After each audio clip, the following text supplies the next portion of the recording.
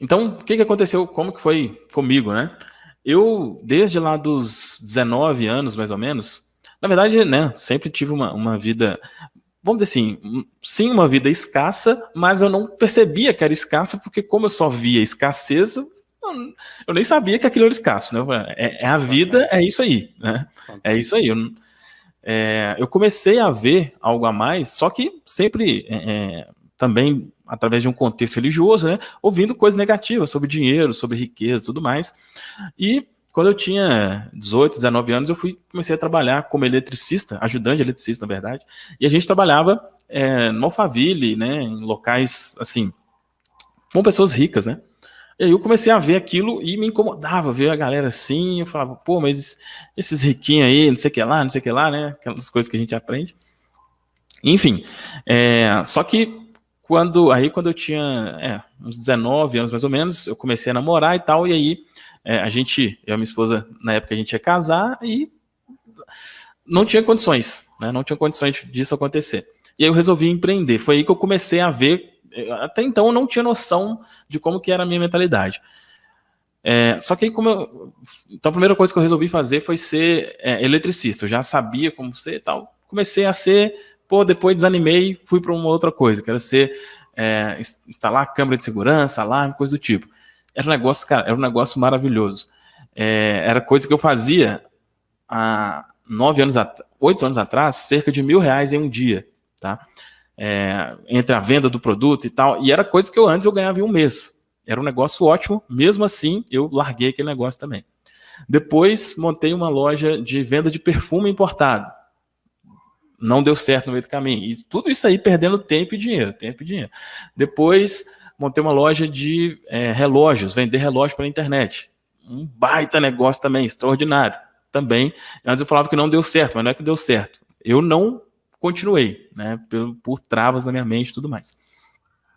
E depois fui ser, como eu entendi ali sobre vendas pela internet, fui ser consultor para lojas virtuais e tal. E foi nessa época, como consultor para lojas virtuais, que eu comecei a me indignar, né? Porque, tipo assim, é aquele negócio, né? Tem um ditado que fala, né? Depois, como é que é? Depois de afundar vários navios, eu parei de culpar o mar, né? Porque antes a gente culpa o mar, né? Pô, o navio afundou, falando, pô, mas o mar também. Mas chega uma hora que você tem que falar, não, cara, não é o mar. E dói, né? Você, Pode ser muito mais confortável, por mais que você esteja na merda, é mais confortável você aceitar que a culpa é alguma coisa externa. E aquilo foi me incomodando, e aí eu sei que por lei da atração, na época eu não tinha costume de ler livro, assim, lia a Bíblia e tudo mais, mas não tinha costume de ler outros livros, e por coisas do universo mesmo, fui conduzido a uma livraria, e de lá dou de cara assim com o livro O Poder do Subconsciente, né?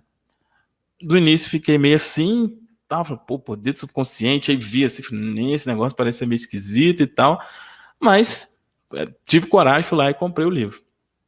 E foi aí, né, que tudo realmente começou a mudar, tudo, como eu tô dizendo, né, mudança, assim, a minha cabeça doía mesmo quando li aquilo, porque era algo muito diferente do que eu já tinha aprendido, e isso inicialmente também me trouxe muitos problemas, né? O maior problema dele, assim, vamos dizer, foi eu deixar a religião que eu seguia, né? Porque chegou um momento que não tinha como, né? Ou falei, cara, ou é uma coisa ou outra, né? Porque uma coisa aqui tá falando que eu tenho que ter uma vidinha desgraçada e que eu só vou estar tudo bem só daqui a algum tempo num paraíso, né? Quando E a você outra fala, morrer. cara, exatamente. E a outra falava, cara, você pode ter uma vida extraordinária agora.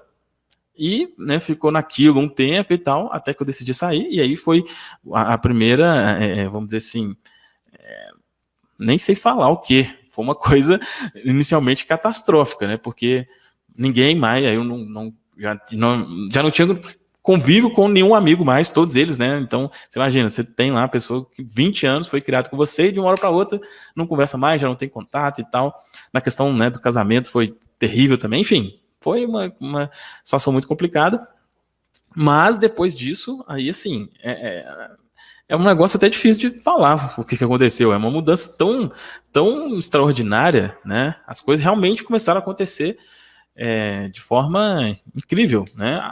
A mudança mais visível, né? tanto para mim como outras pessoas que me conheciam, é financeiramente, mas a maior mudança que eu sinto mesmo é uma mudança interna, de uma paz incrível, né, que eu nunca tive, que antes era aquela coisa do medo de estar fazendo alguma coisa errada, o medo de pecar e não acontecer isso, e, cara, hoje ter essa liberdade mental, assim, né, de saber que tudo é lícito, como eu falo, né, tudo é lícito, mas nem tudo é vantajoso, né, então, tipo assim, você não tem que ficar, sabe, preocupado se você está desagradando a Deus com coisas, com minúcias, né, com coisas irrelevantes, né, enfim, então, para mim, a grande transformação foi essa, óbvio, né? Financeiramente é maravilhoso, tal, tal, mas para mim, a mudança interna, sentimental, é a que realmente é a que não dá para ninguém ver, mas é a que mais a maior transformação mesmo que eu tive. Tem até um capítulo no meu livro que chama assim, Por que ninguém entende que eu mudei? E é exatamente isso, porque na verdade, você quando muda, você é como se você estivesse com óculos de aquelas coisas 3D lá, né? De inteligência virtual, como Realidade chama? virtual. Realidade virtual. Então você tem um óculos. Quando você muda a sua cabeça, quando você adquire informações desse nível, troca o óculos. Aí você começa a ver o mundo de forma diferente.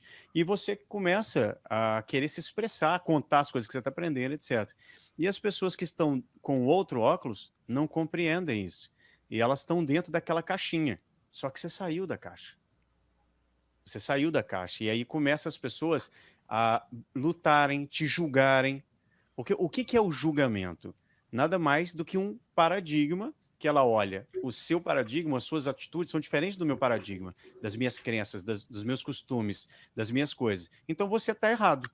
Então eu julgo o que você está fazendo. E isso mata a gente, porque geralmente o que machuca não é do desconhecido, o desconhecido que se lasque. Isso vem de família, isso vem de amigos que não entendem o que está na tua cabeça. Então, se você não acreditar em si mesmo, acreditar que você é capaz e que Deus é bondade e amor puro, não tem por que você ir para o inferno ou por que ele te punir de alguma forma. Ele veio e criou a nossa vida, a nossa estrutura, todo o universo, com o intuito da gente experienciar o que a gente quiser. A bondade, a abundância, como Jesus diz, né? Eu vim para que tenha vida e vida em abundância. E não uma vida mais ou menos, uma vida sofrida. A gente sofre porque a gente tem livre-arbítrio e não arbitrou na nossa vida no intuito de falar assim, eu vou escolher a riqueza, eu vou escolher a prosperidade, eu vou escolher a saúde, eu vou escolher um amor maravilhoso, eu vou escolher bons amigos. A gente não decidiu, não arbitrou, a gente está sendo levado pela sociedade, pela mídia, pelos pastores, pelos padres, pelos professores, tem até um rapaz que ele fala que é os 6 P's da nossa vida, né, que arregaça a nossa vida. Essas pessoas elas vão colocando informações, não quer dizer que esteja errado ou certo, eu nem acho que exista certo ou errado no universo, para mim nada tem significado. É você quem coloca o significado através do seu ponto de vista, ou seja, os seus paradigmas.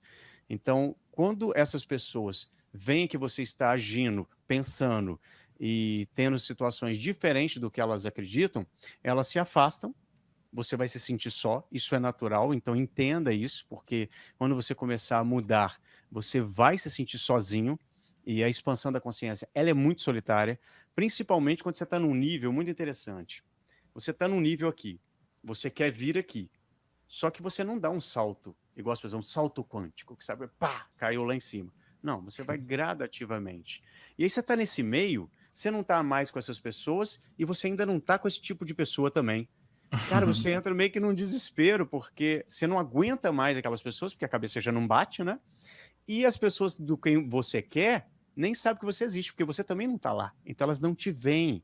Você não está na frequência delas ainda. Você está nesse processo, nesse meio. Então é muito sofrido e solitário. Mas isso passa.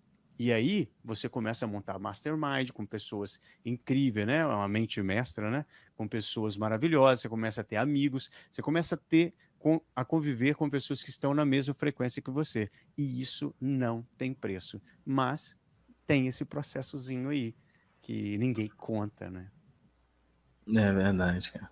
É verdade. Essa é uma época realmente, vamos dizer assim, é um período de transição, né? Vamos falar assim. Uhum. Cara, você descreveu de forma perfeita. Exatamente isso mesmo. Para alguns, você já está insuportável, mas você ainda não está na frequência de outros, realmente fica naquela ali. Mas se você tiver a paciência necessária para aguentar isso daí, vale a pena.